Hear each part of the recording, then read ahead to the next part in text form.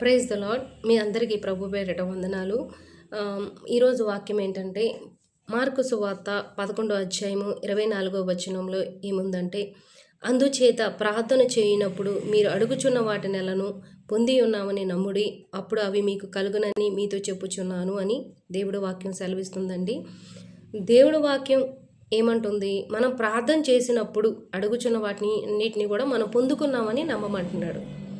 కానీ ముందే నమ్మాలంటే చాలా కష్టం కదా ప్రతి ఒక్కళ్ళకి.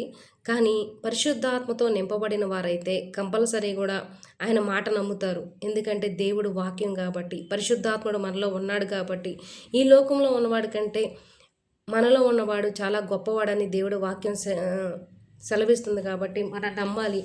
నమ్మితే దేవుడు మహిమను చూస్తామని చెప్పేసి దేవుడు వాక్యం సెలవిస్తుంది కాబట్టి మనం ఏమన్నాడు దేవుడు? మనం ప్రార్థన చేసేటప్పుడు నమ్మండి అంటున్నాడు. మనం నమ్మినట్లయితే అద్భుతాలు చూస్తాము, ఆశ్చర్యకార్యాలు చూస్తాము, గొప్ప కార్యాలు చూస్తాము, మహత్తర కార్యాలు చూస్తాం మనం.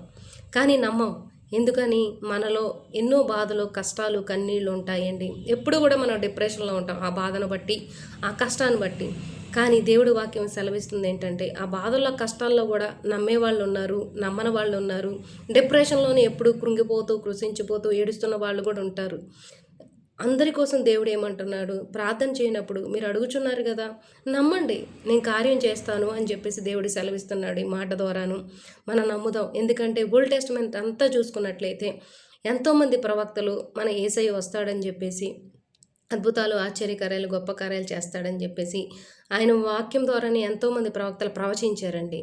అందులో యెషయా ప్రవక్త కూడా ప్రవచించాడు. ఎందుకంటే ఆయన అద్భుతకరుడని, ఆలోచనకర్తని, బలవంతుడైన దేవుడని, సమాధానానికి అధిపతి అని ప్రవచించాడు. అటు రీతిగానే భూమి మీదకి యేసయ్య వచ్చాడు. ఆయన పొందిన దెబ్బల చేత, ఆయన పొందిన గాయాల చేత స్వస్థత అని చెప్పాడు. మన పాపాల కోసం, శాపాల కోసం, దోషాల కోసం మనకు రావాల్సిన శిక్ష ఆయన వేసుకుంటాడని, మనని నరకాన్ని నుంచి తప్పిస్తాడని చెప్పేసి, పరలోక రాజ్యం, నిత్య జీవాన్ని మనకిస్తాడని ఆయన ప్రవచించాడు. అటు రీతిగానే దేవుడు భూమి మీదకి పరముని వీడి, పరలోకాన్ని విడిచిపెట్టి పాపులమైన మన కోసం భూమి మీదకి వచ్చాడు. మన పాపలమే కదండి. ఎందుకంటే ఎన్నో పాపాలు, శాపాలు, దోషాలు కూడా మనం చేసిన వారము. మనకు రావాల్సిన శిక్ష ఆయన వేసుకొని సిలువలో బలియాగమయ్యి 3వ రోజున తిరిగి లేచి మనకంటే ముందుగా పరలోక రాజ్యంలోకి వెళ్ళి, మనకంటే ముందుగా వెళ్ళి స్థలాన్ని సిద్ధపరచడానికి వెళ్ళాడు. అట్టి రీతిగానే మనలో బాప్తీసం తీసుకున్న వాళ్ళందరిలోనూ పరిశుద్ధ ఆత్మదేవుడిగా మనలో ఉంటున్నవాడు. ఆయన గొప్పవాడు కదా, ఏమైనా చేయగలడు కదా, ఆయనకు అసాధ్యమైనది ఉన్నదా అని అడిగిన దేవుడు కదా. ఆనాడు ఎర్ర సముద్రాన్ని 2 పాయలుగా చేయగలిగిన దేవుడు, యోర్దాను నదిని దాటించిన దేవుడు, నీటిని ద్రాక్షరసంగా చేసిన దేవుడు. ఆయనకి ఏమీ అసాధ్యమైనది లేదు కదండి. ఆయన బాహుబలం ఏమీ తక్కువ కాలేదు కదా. ఆయన ఏమైనా చేస్తానంటున్నాడు కదా. ఎన్నో అద్భుతాలు ఇప్పుడు కూడా మన జీవితాల్లో, మన అందరి జీవితాల్లో కూడా ఎన్నో అద్భుతాలు చేశాడు, ఆశ్చర్యకార్యాలు చేశాడు కదా. వాటి అన్నిటిని కూడా ఒక్కసారి గుర్తు చేసుకొని ఈ మార్కు సువార్త 11వ అధ్యాయం 24వ వచనం ఒక్కసారి ధ్యానిస్తూ మన చేసిన మేలులు, ఉపకారాలను కూడా మర్చిపోకుండా ఒక్కసారి నెమరు వేసుకున్నట్లయితే అంత చేశాడు కదా. ఈ చిన్న ప్రాబ్లం ఎంతసేపు దేవుడు కన్నిరపై పాటకలా చేయగలడు కదా అని మనం అనుకున్నట్లయితే, ఆలోచించినట్లయితే, దేవుడి కోసం ఒక్కసారి మనం ఆలోచించినట్లయితే, ఆయన శూన్యంలోనే సమస్తాన్ని చేశాడు కదా. మరి అంత చేసిన దేవుడు మీలో ఉన్న చిన్న చిన్న ప్రాబ్లమ్స్ తీసివేయలేడా? ఆయన ఏమైనా చేస్తాడు కదా.